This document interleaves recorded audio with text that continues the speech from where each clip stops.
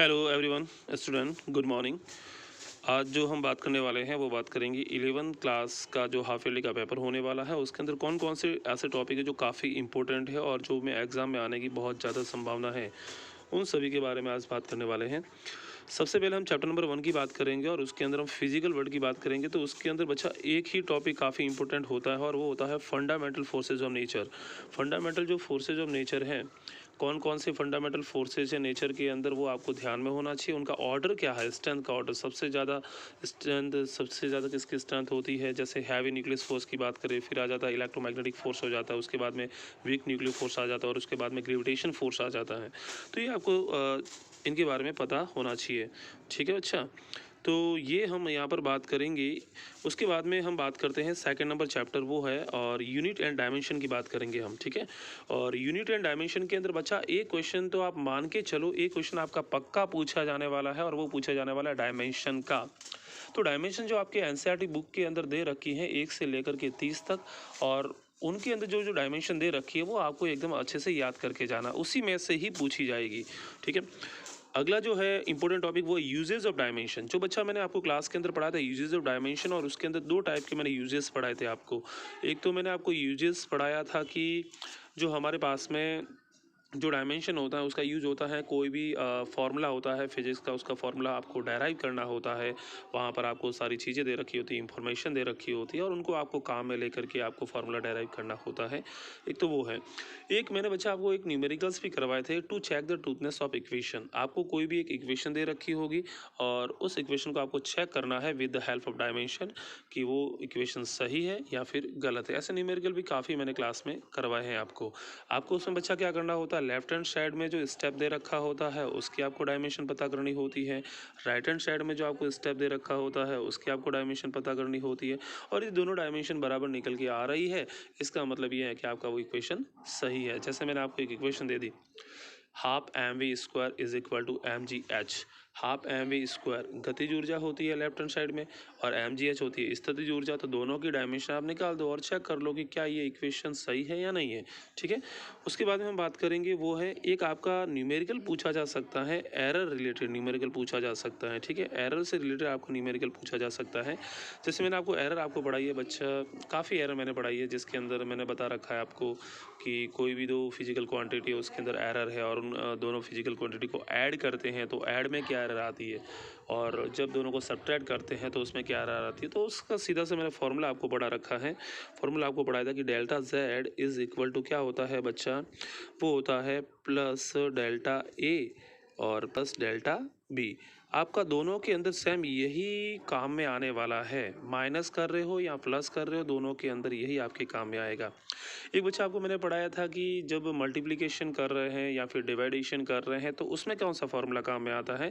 तो उसमें बच्चा जो फार्मूला काम में आता है वो काम में आता है डेल्टा जेड अपॉन में जेड इज इक्वल टू, वो आता है डेल्टा ए अपॉन में ए और प्लस डेल्टा बी अपॉन में बी। ये वाला फार्मूला मैंने आपको पढ़ाया था और ये दोनों में सेम आता है, मल्टीप्लिकेशन कर रहे हो या फिर आप डिवाइडेशन कर रहे हो, दोनों में सेम ही फार्मूला काम में आने वाला है। तो इससे संबंधित भी आपका एक सवाल पूछा जा सकता है, या फिर आपसे सवाल पूछा जा सकता है, वो पूछा जा सकता है पावर वाला। जैसे मैंने दे दिया कि z इज इक्वल टू ए की पावर n, और मैंने बोला कि a में एरर है तो बताओ डेल्टा z में क्या एरर आई। तो z में हमें पता है कि एरर होती है डेल्टा z अपॉन में z is equal to, power आगे आ जाती है और हम लिखते हैं डेल्टा a अपॉन में a लिखते हैं। तो ये भी हमने बच्चा पढ़ा था, तो यहाँ से भी एक सवाल बन सकता है। ठीक है, आगे हम बात करेंगे जो हमारा अगला टॉपिक है वो टॉपिक है सिग्निफिकेंट नंबर। ठीक है, आपका सिग्निफिकेंट नंबर से भी सवाल बन सकता है। सिग्निफिकेंट नंबर बहुत ही सिंपल टॉपिक है आपका। ठीक है ना, उसमें आपसे पूछा जा सकता है कि जैसे मैंने आपको एक कोई भी टॉपिक दे दिया आपको। ठीक है, जैसे मैंने बोला कि बताओ बच्चों इसमें सिग्निफिकेंट नंबर कितने हैं, यहाँ पर एक पॉइंट दे दिया 0.004, तो इसमें सिग्निफिकेंट नंबर कितना, एक है। बहुत सिंपल है ना, तो ये भी सवाल आपसे पूछे जा सकते हैं। अगले टॉपिक पे आते हैं, चैप्टर नंबर 3 की हम बात करें तो इसमें है motion in straight line. Motion in straight line के अंदर तो बच्चा एक तो 100% मान के चलिए क्या कि equation of uniformly accelerated motion जो होती है उसके आपके 3 इक्वेशन है। एक इक्वेशन है v is equal to U plus A T, एक तो आपकी इक्वेशन है v is equal to U plus A T, इसका डेरिवेशन है। या फिर S is equal to U T plus 1/2 AT² वाला है, या फिर तीसरा इक्वेशन है V² is equal to U² plus 2AS वाली इक्वेशन है, वो आपसे पूछी जा सकती है। और यहाँ पे दो मेथड हमने बच्चा पढ़े हैं, और दो मेथड कौन कौन से पढ़े हैं, एक तो बड़ा है ग्राफिकल मेथड और एक बड़ा है कैलकुलस मेथड। पिछले साल कैलकुलस मेथड पूछा गया है, तो इस साल प्रबल जो संभावना बनती है, स्ट्रॉन्ग पॉसिबिलिटी बनती है, वो बनती है ग्राफिकल मेथड की। अगला हम बच्चा बात करने वाले हैं वो है Galileo's odd number law. Galileo's का ऑड नंबर लॉ भी हमने पढ़ा हुआ है बच्चा। उसमें हमने जो पढ़ा था वो पढ़ा था हमने कि कोई भी फ्रीली फॉलिंग कोई भी बॉडी होती है, तो वो जो कंटिन्यूसली उसके पास में जो हर टाइम इंटरवल जो इक्वल टाइम इंटरवल था, पहला सेकंड, दूसरा सेकंड, तीसरा सेकंड, तो उसके अंदर जो डिस्टेंस ट्रैवल करता है वो करता है 1:3 5 एंड सो ऑन। ये ऑड नंबर होता है, इसीलिए इसको बोला जाता है गैलीलियोज ऑड नंबर, और ये भी काफ़ी इंपॉर्टेंट है आपके एग्जाम के पॉइंट ऑफ व्यू से। अगला बच्चा हम बात करने वाले मोशन इन अ प्लान की हम बात करेंगे। मोशन इन अ प्लान के अंदर तो एक तो आप मान के चलिए कि जो प्रोजेक्टाइल मोशन पड़ा है उसमें से आपका एक बड़ा क्वेश्चन 100% पूछा जाएगा, और वो पूछा जा सकता है prove that the path of projectile motion is a parabolic. ये आपसे पूछा जा सकता है, और ये लास्ट ईयर भी पूछा गया था। तो काफ़ी इक्वेशन है, या फिर इसकी इक्वेशंस भी आपसे डेराइव करने के लिए पूछी जा सकती है, ठीक है ना। उसकी इक्वेशन आपसे पूछी जा सकती है। इसकी इक्वेशन जो बच्चा होती है वो होती है y is equal to x tan theta minus 1/1 ji x² upon में U² कॉस स्क्वायर थीटा। ये आपसे डेरिवेशन पूछी जा सकती है, ये आपसे डेरिवेशन पूछी जा सकती है, और काफ़ी इंपॉर्टेंट डेरिवेशन बन जाती है ये, ठीक है ना बच्चा। तो ये भी आपसे पूछा जा सकता है। अगला बात करें फ्लाई टाइम का एंड हॉरिजेंटल लेंस का। मैंने आपको डेरिवेशन क्लास में करा रखा है। फ्लाई टाइम का जो डेरिवेशन होता है वो होता है T is equal to 2U sine theta upon में जी। फ्लाई टाइम का डेरिवेशन आपको ये करना होता है, या फिर आपसे पूछा जा सकता है वो हॉरिजॉन्टल लेंस का, तो ये भी आपको करवा रखा है R is equal to U² sine 2 theta upon में जी। और बच्चा यहाँ पर मैंने दो पॉइंट भी आपको लिखवाए हैं, वो काफ़ी इंपॉर्टेंट है। तो कि कौन से एंगल से किसी भी वस्तु को फेंकने पर वो मैक्सिमम हॉरिजॉन्टल रेंज है वो फ्लो मतलब ट्रैवल करती है, वो होता है theta is equal to 45 degree. और एक बच्चा मैंने नोट लिखवाया था कि दो एंगल अल्फा प्लस बीटा का जो दोनों का टोटल होता है वो 90 होता है ना। दोनों के लिए जो ऐसे दो एंगल है अल्फा और बीटा, दोनों के लिए जो हॉरिजॉन्टल रेंज है वो सेम आ रही है। तो जैसे अल्फा आपको 30 दे रखा है तो बीटा की वैल्यू क्या होगी 60 डिग्री। अल्फा की वैल्यू 40 दे रखी है तो बीटा की वैल्यू क्या आ जाएगी 50 डिग्री। दोनों का टोटल कुल मिलाकर के 90 होना चाहिए, ठीक है। अगले हम टॉपिक की बात करें, वो टॉपिक है अपना वो है फ्लाइट टाइम के बाद में हम बात करें, ठीक है बच्चा। तो ये थे हमारे चैप्टर 4 के बाद में हम आते हैं चैप्टर नंबर 5 पर आ जाते हैं बच्चा, ठीक है। चैप्टर नंबर 5 है वो है न्यूटन्स लॉ ऑफ मोशन, और उसमें न्यूटन का जो सेकंड लॉ है वो काफ़ी इंपॉर्टेंट है। सेकंड लॉ क्या होता है न्यूटन का, और न्यूटन का जो सेकंड लॉ वो ये है कि किसी भी कोई भी बॉडी है उसके जो मोमेंटम में जो चेंज होने की रेट होती है वो अप्लाई जो फोर्स होता है उसके डायरेक्टली प्रोपोर्शनल होती है, और वहाँ से हम लिखते हैं F is directly proportional delta P upon delta T, और डायरेक्टली प्रोपोर्शनल को हटाते एक कॉन्स्टेंट आता है कि जिसकी वैल्यू 1 होती है, तो फॉर्मूला निकल के आता है F is equal to delta P upon में डेल्टा T, और वहाँ से हम लिख सकते हैं dP अपॉन dt भी लिख सकते हैं। तो वहाँ से ये आपसे पूछा जा सकता है। और आपको एक मोमेंटम वाला जो फॉर्मूला है ना वो बच्चा आपको ध्यान में रखना है। मोमेंटम का भी काफ़ी इंपॉर्टेंट क्वेश्चन बनता है कि मोमेंटम की डेफिनेशन क्या है, डिफाइन द मोमेंटम एंड इसका फॉर्मूला, इसका डायमेंशन और इसका यूनिट आपसे पूछा जा सकता है। और काइनेटिक एनर्जी और मोमेंटम के बीच में क्या रिलेशन होता है, जैसे मोमेंटम होता है P is equal to √2mk, ये रिलेशन इंपॉर्टेंट है, ठीक है। अगला है इम्पल्स मोमेंटम थ्योरम, काफ़ी इंपॉर्टेंट है बच्चा, इसको तो आपको रट के जाना है। इम्पल्स मोमेंटम थ्योरम है वो काफ़ी इंपॉर्टेंट है। इम्पल्स मोमेंटम क्या होती है कि जो इम्पल्स की वैल्यू होती है वो मोमेंटम में चेंजेस के इक्वल होती है, और यही इम्पल्स मोमेंटम थ्योरम, इसका डेरिवेशन आपको ध्यान में रखना है। अगला है types of friction. Types of friction में आपसे पूछा जा सकता है कि फ्रिक्शन की डेफिनेशन क्या है और कितने टाइप का फ्रिक्शन होता है। उसके अंदर एक बच्चा ध्यान में रखोगे दो टाइप का फ्रिक्शन होता है, स्टैटिक फ्रिक्शन होता है और काइनेटिक फ्रिक्शन होता है, और दोनों के फॉर्मूला आपको ध्यान में होना चाहिए। इसमें एक चीज़ ये भी ध्यान में रखो, लिमिटिंग फ्रिक्शन क्या होता है। लिमिटिंग फ्रिक्शन जो बच्चा होता है, और वो होता है लिमिटिंग फ्रिक्शन जो होता है वो होता है मैक्सिमम वैल्यू जो स्टैटिक फ्रिक्शन की होती है म्यू एस इंटू नॉर्मल, ठीक है ना, वो होता है लिमिटिंग फ्रिक्शन।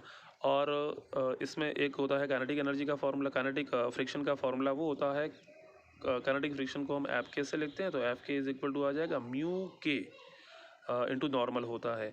अच्छा, यहाँ पर मैं एक टॉपिक को मेंशन करना भूल गया था, और वो ये था, बैंक्ड जो रोड होती है और एक प्लान जो रोड होती है, दोनों के ऊपर जब कोई भी गाड़ी मोशन करती है तो उसके लिए जो मैक्सिमम वेलोसिटी, जो सेफ मोड़ने के लिए जो रिक्वायर्ड वेलोसिटी होती है वो कितनी होनी चाहिए। तो जब प्लान रोड की हम बात करते हैं तो वहाँ पे फॉर्मूला निकल के आ जाता है, v is equal to mu s r g करके निकल के आ जाता है। और जब हम बैंगलोर रोड की बात करते हैं तो वहाँ पे आ जाता है म्यू एस, मतलब वहाँ पे v maximum is equal to निकल के आता है, अंडर रूट में आएगा म्यू एस, ठीक है ना, R G under 1 plus mu s plus tan theta upon में आ जाता है, वो आएगा mu S 1 minus mu s tan theta करके आ जाता है ना, ठीक है ना। तो वो काफ़ी इंपॉर्टेंट हो जाता है, और ये आपको ध्यान में रखना। यहाँ पे मैं मेंशन करना भूल गया था, तो यहाँ पे आप इसको भी लिख सकते हैं फॉर्मूला। एक तो बैंक रोड वाला काफ़ी इंपॉर्टेंट हो जाता है, ठीक है ना। वी मैक्सिमम क्या होता है,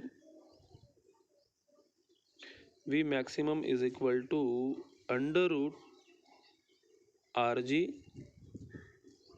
mu s plus tan theta upon में 1 minus mu s tan theta का डेरिवेशन। काफ़ी इंपॉर्टेंट है बच्चा, इसको एकदम घोट के जाना है, ये मैं मेंशन करना भूल गया था यहाँ पे, ठीक है ना। और यहाँ पे हम आगे बढ़े तो वर्क पावर एंड एनर्जी की हम बात करें, और वहाँ पे जो एक न्यूमेरिकल आपसे पूछा जा सकता है वर्क फार्मूला का, और वर्क फार्मूला का जो न्यूमेरिकल, जैसे कि वर्क का फार्मूला क्या होता है, W is equal to f d cos theta, f force होता है, डी डिस्प्लेसमेंट होता है, थीटा आपको दे रखा होगा, ठीक है ना। या फिर वेक्टर फॉर्म में भी आप ध्यान में रख सकते हैं, W इज इक्वल टू क्या होता है, W इज इक्वल टू होता है एफ वैक्टर, और यहाँ पे होता है डी वैक्टर। तो आपको एफ वैक्टर दे रखा होगा, डी वैक्टर दे रखा होगा, और दोनों का आपको स्केलर प्रोडक्ट फाइंड करना है, तो वहाँ से आंसर आ जाएगा इसका, ठीक है। अगला वर्क एनर्जी थ्योरम, काफ़ी इंपॉर्टेंट बच्चा, वर्क एनर्जी थ्योरम एकदम घोट के जाना है आपको, ये तो पूछा ही जाएगा, इसको तो एकदम घोट के जाना है आपको। वर्क एनर्जी थ्योरम क्या होता है कि किसी भी बॉडी पे हम जब वर्क करते हैं तो वो उसकी काइनेटिक एनर्जी में चेंजेस के इक्वल होता है, और that is work energy theorem, ठीक है। अगला है law of conservation of mechanical energy, ये काफ़ी इंपॉर्टेंट है, ठीक है ना, ये भी काफ़ी इंपॉर्टेंट है। Law of conservation of mechanical energy, mechanical energy जो होती है वहाँ आप कंजर्व करवाते हैं ना, कोई भी बॉडी जब किसी कंजर्वेटिव फोर्स के अंडर मोशन करती है तो उसकी काइनेटिक मतलब उसकी जो मैकेनिकल एनर्जी है वो हमेशा कांस्टेंट रहती है, और यही law of conservation of mechanical energy है। या फिर इसको बोला जा सकता है मैकेनिकल एनर्जी बच्चा क्या होता है, मैकेनिकल एनर्जी होती है, और वो होती है काइनेटिक एनर्जी और पोटेंशियल एनर्जी का टोटल, तो वो हमेशा कांस्टेंट रहेगा, और यही law of conservation of mechanical energy है। आपसे पूछा जा सकता है वन डायमेंशनल कॉलिजन से एक सवाल पूछा जा सकता है आपके, और वो पूछा जा सकता है वन डायमेंशनल कॉलिजन के अंदर मैंने आपको पढ़ा रखा है, जैसे दो बॉल है हमारे पास में, एक की वेलोसिटी u1 है और एक की वेलोसिटी u2 है, और एक का मास m1 है और दूसरे का मास m2 है, और बिफोर कॉलिजन बात कर रहे हैं। आफ्टर कॉलिजन के बाद में दोनों की वेलोसिटी, एक की वेलोसिटी v1 है और एक की वेलोसिटी v2 है। तो आपसे पूछा जा सकता है कि प्रूव दैट, आपको ये प्रूव करना है कि उनके बीच में जो कॉलिजन हो रहा है वो वन डायमेंशनल हो रहा है, ठीक है। तो उनके बाद में उनकी वेलोसिटी के फॉर्मूले आपसे पूछे जा सकते हैं, या फिर ऐसे पूछा जा सकता है कि दोनों का मास सेम है, तो आपको ये प्रूव करना है कि उनकी जो वेलोसिटी है आपस में चेंज हो जाती है, ये आपसे यहाँ पे पूछा जा सकता है, ठीक है। अगला है ग्रेविटेशंस। ग्रेविटेशन में आपका जो टॉपिक है वो है, जैसे कि हम बात करें यूनिवर्सल लॉ ऑफ ग्रेविटेशन, काफ़ी इंपॉर्टेंट है, ठीक है ना। क्या होता है यूनिवर्सल लॉ ऑफ ग्रेविटेशन की, कोई भी दो मास है हमारे पास में, m1 मास है और एक m2 मास है, और दोनों के बीच की डिस्टेंस r है, तो उनके बीच में लगने वाला जो फोर्स होता है वो दोनों के मास के मल्टीप्लिकेशन के डायरेक्टली प्रोपोर्शनल होता है, और उनकी डिस्टेंस के स्क्वायर के इन्वर्सली प्रोपोर्शनल होता है, ठीक है। तो ये आपसे पूछा जा सकता है। कैप्लर्स लॉ काफ़ी इंपॉर्टेंट हो जाता है बच्चा, कैप्लर्स लॉ आपको 3 लॉ है वो आपको तीनों ध्यान में रखना है। एस के वेलोसिटी का डेरिवेशन अच्छे से करवा रखा है, वो आपको ध्यान में रखा है। इफेक्ट ऑन ग्रेविटेशनल एक्सेलरेशन, कि ग्रेविटेशनल एक्सेलरेशन पे क्या इफेक्ट होता है। तो मैंने एक बताया था कि हाइट के साथ जाने पर क्या इफेक्ट होगा। हाइट जैसे जैसे इंक्रीज होती है ग्रेविटेशनल एक्सेलरेशन है वो डिक्रीज होता है। जैसे जैसे हाइट हम डेप्थ में जाते हैं वैसे भी ग्रेविटेशनल एक्सेलरेशन है वो डिक्रीज होता है।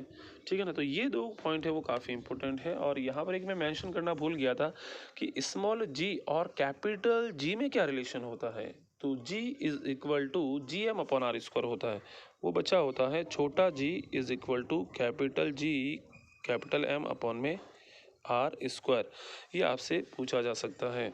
ठीक है बच्चा, आगे बढ़े हम। मैथमेटिकल जो फिजिक्स हमने पढ़ा था ये एक अलग करके मैंने टॉपिक पढ़ाया था। ये कोई चैप्टर नहीं है, ये बेसिक फिजिक्स है। इसके अंदर आपका न्यूमेरिकल पूछा जा सकता है डिफरेंशिएशन से रिलेटेड। डिफरेंशिएशन कोई भी आपको दे दिया, जैसे मैंने बोल दिया कि बताओ एक्स की पावर 4 का डिफरेंशिएशन क्या होगा। ठीक है ना, एक्स की पावर 4 का डिफरेंशिएशन क्या होगा, ये आपसे पूछा जा सकता है। तो x की पावर जो 4 होती है उसका जो डिफरेंशिएशन होता है, जैसे मैंने आपके दे दिया x की पावर 4, तो 4 आगे आ जाता है और x की पावर 3 हो जाता है। ये डिफरेंशिएशन हो गया। ऐसा कैसा बच्चा आपसे इंटीग्रेशन पूछा जा सकता है। इंटीग्रेशन जैसे कि मैंने बोल दिया आपको x की पावर 3 का इंटीग्रेशन क्या होगा, तो बहुत ही सिंपल होता है। इसमें इंटीग्रेशन में क्या करते हैं, x की पावर 4 अपॉन में 4 कर देते हैं। ठीक है ना, ये आपसे पूछा जा सकता है। या फिर वेक्टर से रिलेटेड आपसे एक न्यूमेरिकल पूछा जा सकता है। वेक्टर में बच्चा कैसा सवाल पूछेगा, वेक्टर में पूछेगा कि आपको कोई भी एक वेक्टर दे दिया, ए वेक्टर इज इक्वल टू जैसे 3i cap plus 4j cap आपको दे दिया। ठीक है, और फिर आपसे पूछा जाए कि इसका मैग्नीट्यूड क्या होगा, तो इसका मैग्नीट्यूड आप फाइंड कर दो। मैग्नीट्यूड कैसे फाइंड करते हैं, अंडर रूट करके। ठीक है ना, अंडर रूट करके हम फाइंड करते हैं। 3 का स्क्वायर 9 हो जाएगा, 4 का स्क्वायर 16 हो जाएगा, और ये आ जाएगा अंडर 25। अंडर 25 कितना होता है 5। या फिर इसका यूनिट वेक्टर भी आपसे पूछा जा सकता है। यूनिट वेक्टर कैसे फाइंड करते हैं, तो यूनिट वेक्टर का भी फॉर्मूला है A cap is equal to, हम क्या करते हैं ए वेक्टर अपॉन में ए का जो वैल्यू होता है उसका डिवाइड करना होता है। तो ऊपर ए वेक्टर को एज इट इज ऐसा का ऐसा लिख दो, 3i cap plus 4j cap और 5 का यहाँ पे डिवाइड कर दो। ठीक है, तो ऐसे हम इसको सॉल्व करते हैं। ये हो गया। आगे है प्रूव दैट। ये बच्चा काफ़ी इंपॉर्टेंट है। आपको दो वेक्टर दे रखे हैं, पी वेक्टर दे रखा है और आपको एक क्यू वेक्टर दे रखा है, और दोनों के बीच का एंगल थीटा दे रखा है। और आपसे पूछा जा सकता है कि प्रूव कीजिए कि उनका जब रिजल्ट आता है वो आता है under root p square plus q square plus 2pq cos theta. इसका डेरिवेशन मैंने क्लास में अच्छे से करा रखा है। और यहाँ पर जो वेक्टर एडिशन के मैंने आपको लॉ पढ़ा रखे हैं, एक तो मैंने पढ़ा रखा है ट्राइंगल लॉ, है ना, एक पैरेललोग्राम लॉ भी पढ़ा रखा है। तो ट्राइंगल लॉ और पैरेललोग्राम में से भी काफ़ी इंपॉर्टेंट है, मैं यहाँ पे नहीं लिखा है तो वो मेंशन करना भूल गया था, तो आप उसको भी ध्यान में रखेंगे। तो बच्चा आज के पेपर के लिए आपको बेस्ट ऑफ लक, आप अच्छे से एग्ज़ाम देना। Thank you.